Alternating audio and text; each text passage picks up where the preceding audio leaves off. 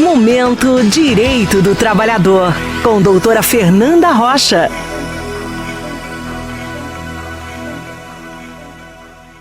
Boa tarde, professora Fernanda, doutora Fernanda. Foi até minha professora já.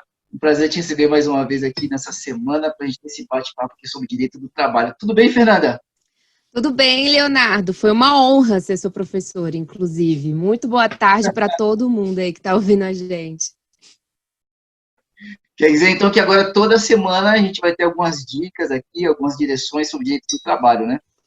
Exatamente. Sempre tentando aí pegar tanto as dicas que os ouvintes estão mandando para a gente, pedidos de esclarecimento, como também aí a gente está pensando no que pode ser interessante, o que está em voga, temas importantes para o trabalhador. Então, tanto o empresário quanto os trabalhadores tiverem alguma dúvida sobre direito do trabalho, pode mandar para a gente que a gente está aqui à disposição para responder. Então, ó, você que está em casa aí, não perde tempo, já se prepara, manda para cá, porque você vai ter quase que uma consultoria aqui com a Fernanda, vai ser muito bacana. Fernanda, o que você preparou para a gente, para os ouvintes, no dia de hoje? Leonardo, eu tô recebendo muitos clientes, tanto empresários quanto empregados, me perguntando sobre a iminência, né, da abertura do comércio aqui no Distrito Federal. A gente sabe que nós tivemos um decreto do governador, inicialmente uma ação popular conseguiu uma tutela provisória, uma liminar para derrubar o decreto, e aí o TJ, os desembargadores, eles cassaram a decisão que proibiu o decreto. Então a gente está sempre nessa insegurança, se volta, se não volta.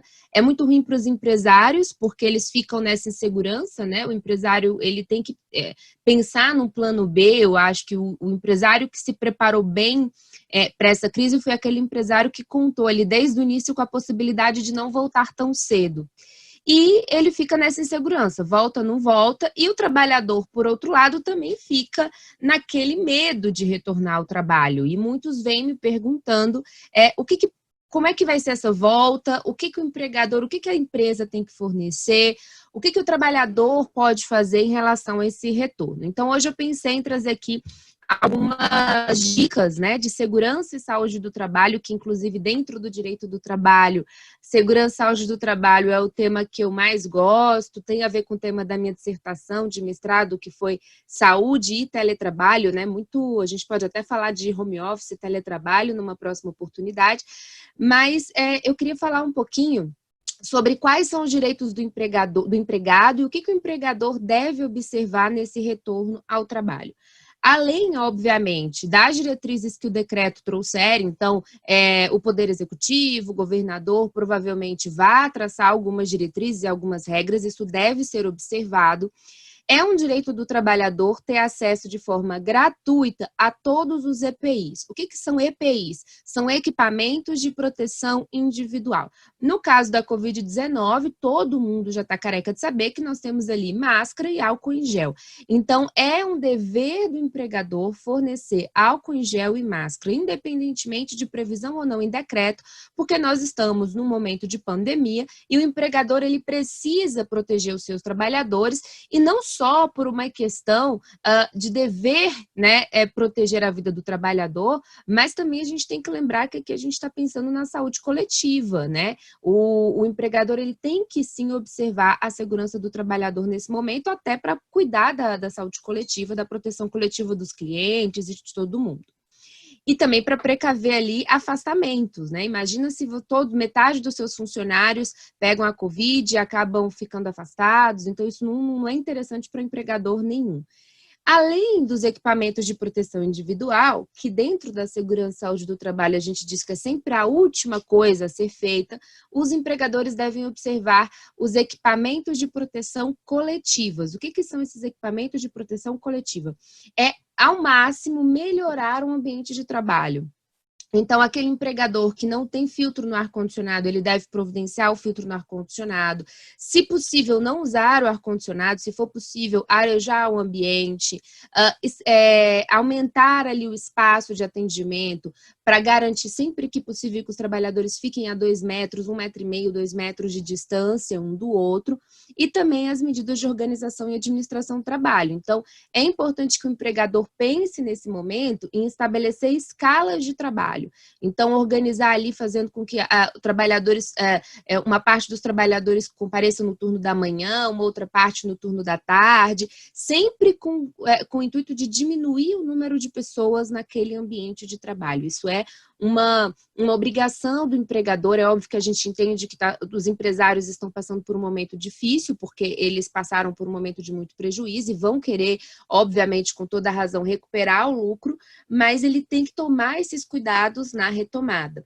E o empregado, ali, qualquer sintoma de Covid, ele tem que informar o empregador, ele tem a obrigação de informar o empregador de que ele possui sintomas, de que há um risco de que ele esteja com Covid e imediatamente esse trabalhador ele deve ser afastado e, se possível, obviamente, fazer o exame o mais rápido possível. Um outro ponto que é muito controverso, e aí a gente não tem resposta fechadinha, é sobre a possibilidade do empregador, no momento da contratação, exigir que o empregado faça o exame. A tendência hoje na doutrina, conversei com muitos especialistas sobre isso, é de que você pode exigir o exame, até porque você vai colocar em risco os trabalhadores, a sua equipe, né? Então, você poderia sim exigir o exame, mas a ideia, principalmente ali na área da saúde, por exemplo, é que o empregador arque com os custos desse exame. Você não poderia exigir que o empregado arque com os custos, porque a gente tem uma norma, a NR7, que é a ANR que cuida do Programa Médico de Controle de Saúde Ocupacional, e lá vai dizer que quem cuida de todas as despesas com os exames admissionais é o empregador. E um outro ponto que é mais controverso ainda e se esse trabalhador ele tiver Covid, eu posso deixar de contratar porque ele tem Covid? Essa é uma questão muito polêmica. Em regra, eu diria não. Se o empregador ali fosse meu cliente, eu diria não deixe de contratar por conta disso, a não ser que seja uma atividade muito específica, né? Por exemplo, uma atividade que você precisa que aquele trabalhador ele inicie imediatamente, que vai trazer um grande prejuízo para a empresa se ele não puder iniciar ali inicialmente. Aí você poderia tentar abrir uma exceção.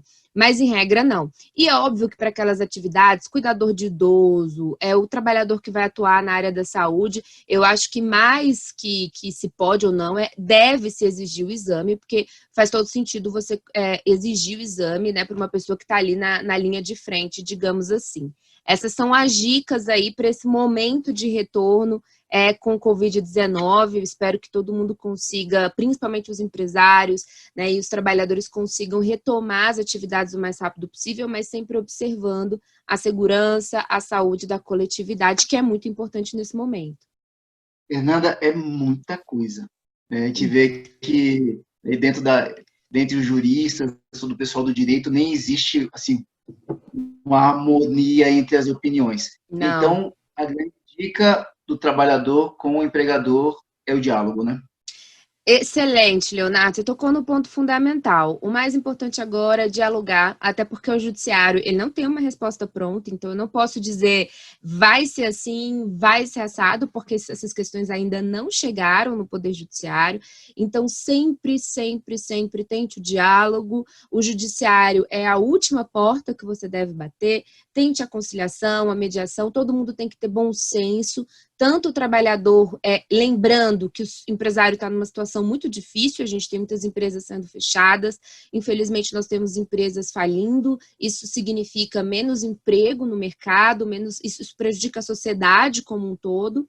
E também o empregador escute o empregado, porque é muito natural que alguns empregados estejam com medo de retornar, alguns empregados moram com pessoas idosas, pessoas que estão ali, né, com algum risco maior para o Covid, então também é compreensível que esse trabalhador tenha medo de voltar, porque vai ter que pegar transporte público e tudo mais. Então a ideia aqui é o bom senso, é as partes estarem desarmadas para esse diálogo, lembrar que empregado e empregador, eles não estão contra, né? Um não está contra o outro, pelo contrário, está todo mundo querendo crescer junto. Essa é a ideia, eu acho que esse é o espírito que tem que se ter na hora desse diálogo. Excelente, Fernanda, excelente bate-papo, obrigado. Quem quiser saber mais, quem quiser estar acompanhando outras dicas. Qual que é o teu canal, Fernanda?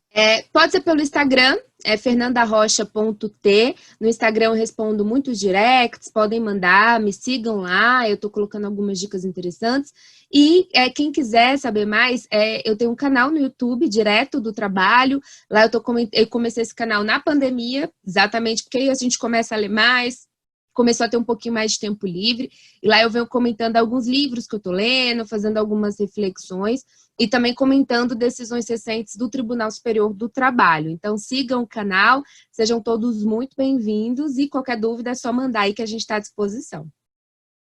Ok, semana que vem tem mais. Foi muito bom esse bate-papo aqui. Fernanda, obrigado, excelente semana para você.